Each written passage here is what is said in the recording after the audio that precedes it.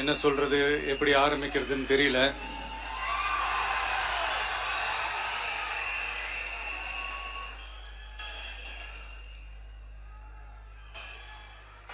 சினிமாவில் எப்படியாவது கஷ்டப்பட்டு வெற்றி அடையணும்னு இருந்த ஒரு சாதாரண அசிஸ்டன்ட் டைரக்டருக்கு பிறந்த ஒரு பிள்ளையா எனக்கும் வாழ்க்கையில வறுமைனா என்னன்னு எனக்கு நல்லாவே தெரியும், பசினா என்னன்னு எனக்கு நல்லாவே தெரியும். நான் ஒன்றும் பெரிய மன்னர் பரம்பரையிலிருந்துலாம் வந்துடல. உங்களை மாதிரி தான், உங்கள ஒருத்த மாதிரி தான், உங்க குடும்பத்துல ஒருத்த மாதிரி தான், உங்க புள்ள மாதிரி தான், உங்க மகன் மாதிரி தான், உங்க அண்ணன் மாதிரி தான், உங்க தம்பி மாதிரி தான்.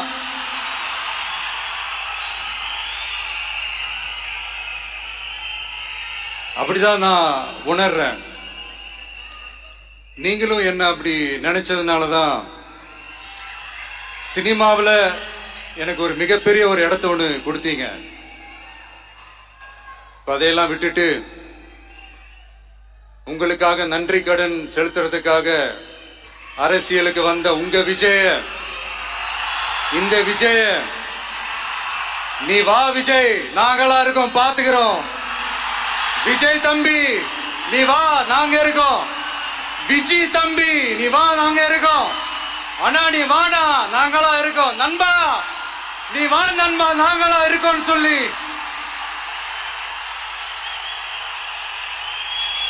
அவ்வளவு அன்பா, அவ்வளவு உறவா என்ன ஏத்துக்கிட்டீங்க. இந்த நேரத்தில் இதை நான் சொல்லணும்.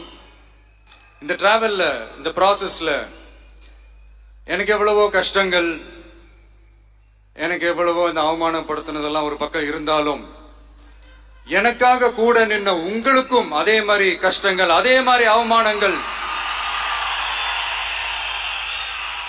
அதையெல்லாம் நீங்க பெருசா எடுத்துக்காம, அதையெல்லாம் நீங்க பொருட்டாவே எடுத்துக்காம, என்னோட வலிகளை, என்னோட வேதனைகளை உங்களோட தான் நினைச்சு என் கூடவே நின்னு இன்னைக்கு சி ஜோசப் விஜய் எனும் நான்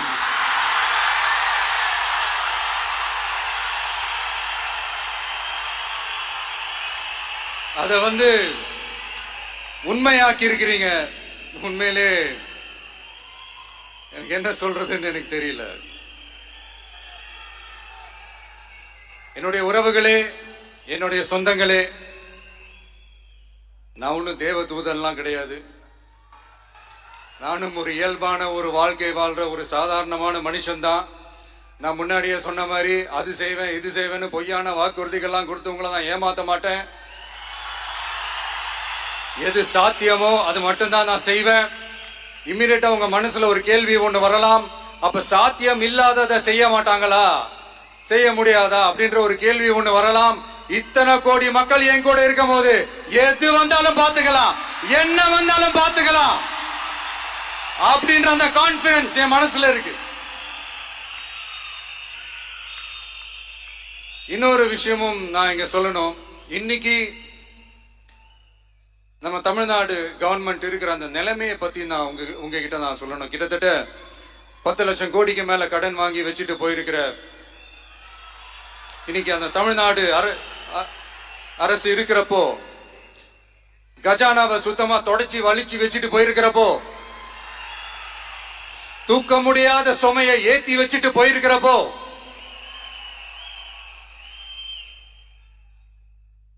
அப்படிப்பட்ட ஒரு நிலைமையில தான் இந்த பொறுப்பை நம்ம கையில் எடுத்திருக்கிறோம்.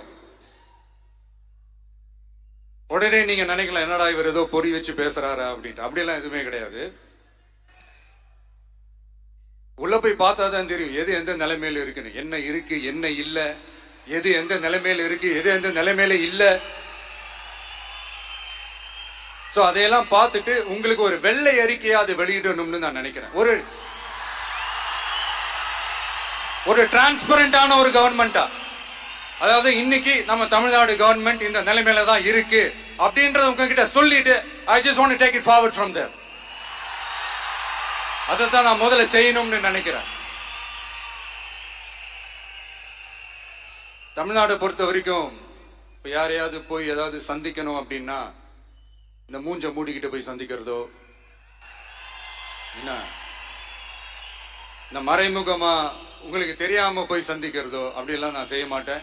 எதுவா இருந்தாலும் வெளிப்படையாக ஒளிவு மறைவு இல்லாம தான் நான் செய்வேன். இவ்வளவு பெரிய ஒரு பொறுப்பை